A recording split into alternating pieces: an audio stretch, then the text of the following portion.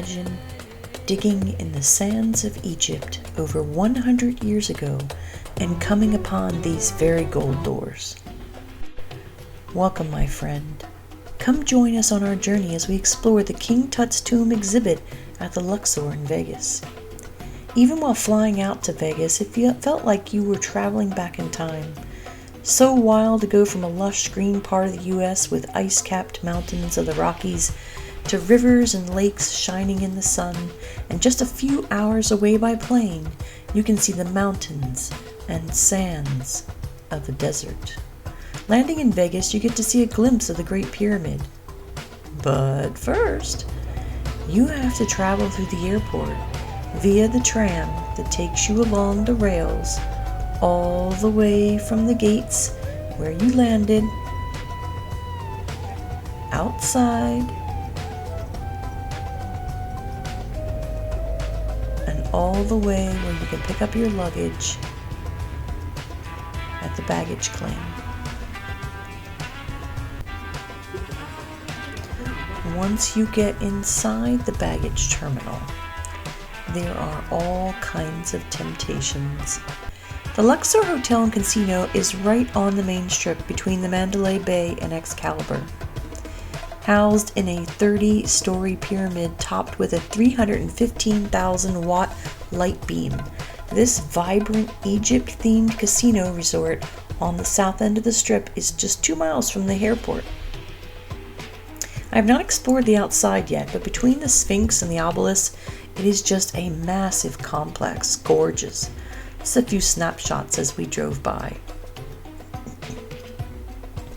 And yes, you can actually stay in a hotel room inside the pyramid.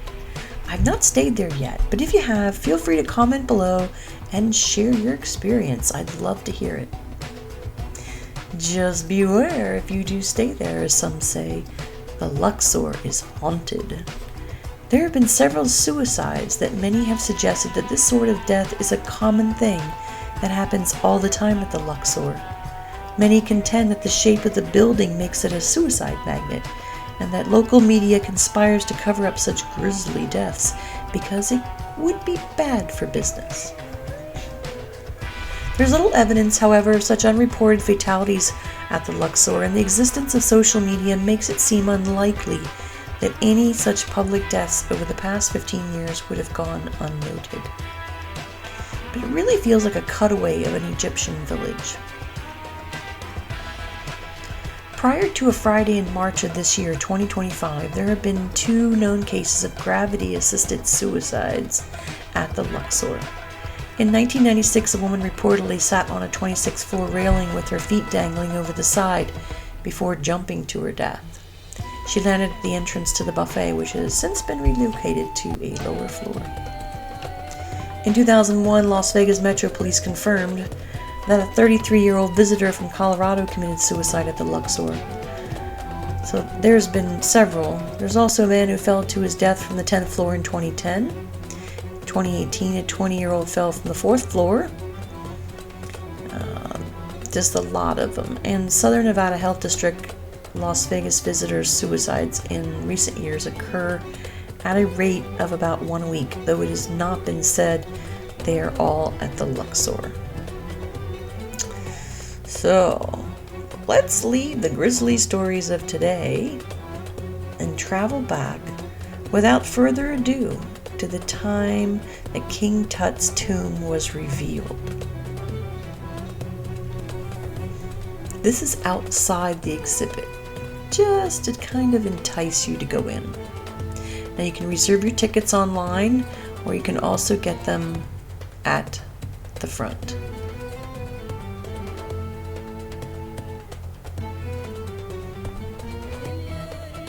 It looks really cool, and it drew our eye. We weren't planning to go there, but when you saw it, you just knew you had to go in and look.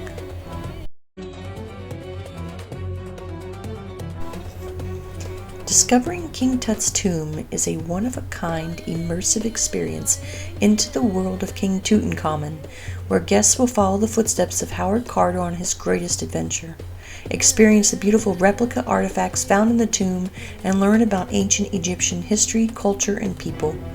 This unique experience will take you back to one of history's most important discoveries over 100 years after Howard Carter made it. The Valley of the Kings, the royal burial site of ancient Thebes, now Luxor, held 64 tombs of kings and queens of the New Kingdom. The secluded site was chose to thwart looters, but still they came. Tut's tomb was spared because it was hidden by rock chippings. British archaeologist Howard Carter searched for it for nearly 7 years. He was about to lose his sponsorship when his water boy discovered a stone step protruding from the rock. When the staircase was dug out, it revealed the door of the lost tomb. Howard Carter came to Egypt as a teenager, started as a tomb tracer, and worked his way up to become the Inspectorate of Middle and Lower Egypt. As an expert excavator, he partnered with Lord Carnarvon, a wealthy amateur in search of antiquities. With Carnarvon's sponsorship, Howard worked various sites around Thebes and finally gained concessions to dig in the Valley of the Kings. Howard discovered Tut's tomb on November 4th, 1922. King Tut's tomb. When Howard and Lord Carnarvon first broke through into the antechamber, they found a litter of treasure. Over the next several days, they carefully explored and uncovered 4 different rooms, including a lower-level annex, a treasury room, and the burial chamber that held the shrine, sarcophagus, and nested coffins of King Tut. It would take nearly 3 months to open the wall, disassemble the shrines, and reveal the mummy. Assessing, organizing, and preserving all they found was a meticulous, labor-intensive process. The golden shrines covering Tutankhamun's sarcophagus depict gods, demons, and protection symbols. Surrounding these depictions are religious texts that aided the king in his journey into the afterlife.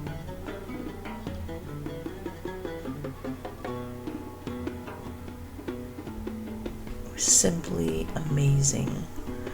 Now these are all replicas. This is not the actual artifacts, but they're pretty amazing copies. 33 centuries had passed since human feet had last trod the floor from which we stood. When we came to a golden shrine, we realized that we were in the presence of the dead king.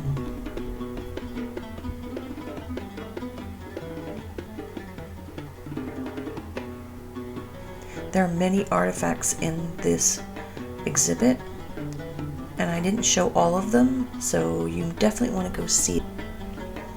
Be sure and check out the description below, where I'll include some links for more information on this extraordinary exhibit.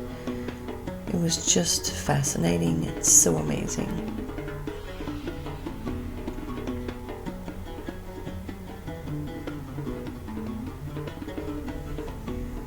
Now, the pharaohs used art to express their close connection to the gods, including foreign gods. In that statue you just saw, the Canaanite god Horon, often associated with Horus, watches over the young Ramses II.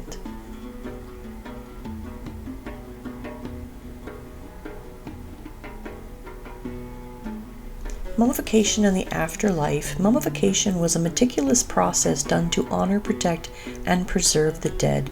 In Tut's time, it was done mostly to kings and nobles. Egyptians believed the body maintained the ba, or part of the soul which housed the personality. If the soul made it through its underworld journey and the body remained intact, it could live on in the afterlife. These are the canopic jars. The 4 canopic jars held the liver, which was the human-headed Imseti, the lungs, which was the baboon-headed Hapi, the stomach, the jackal-headed Duamatef, and intestines, the falcon-headed Kebe Senuef. Each jar's lid was shaped with one of the 4 sons of Horus, protective deities who guarded the specific organ within. The heart was left in the body as the seat of the spirit, and the brain was discarded. Unlike many other examples from this period, the 4 jars from Tutankhamun's tomb had its lids carved in his own image, rather than the heads of the 4 gods. That was really wild, I thought. These are the same jars that held the vital organs that you saw in the movies that the mummy was going after so he could be resurrected.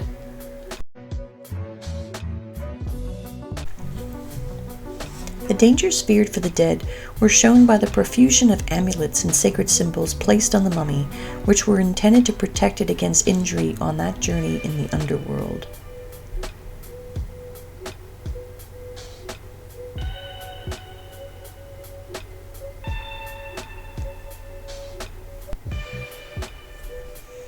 There are so many treasures here to see.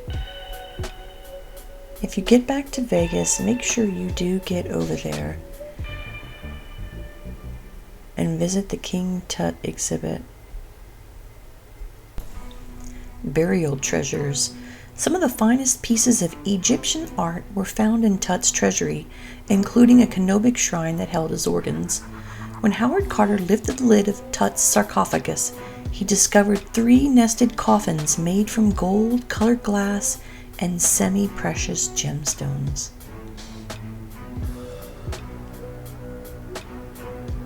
These were incredible to see.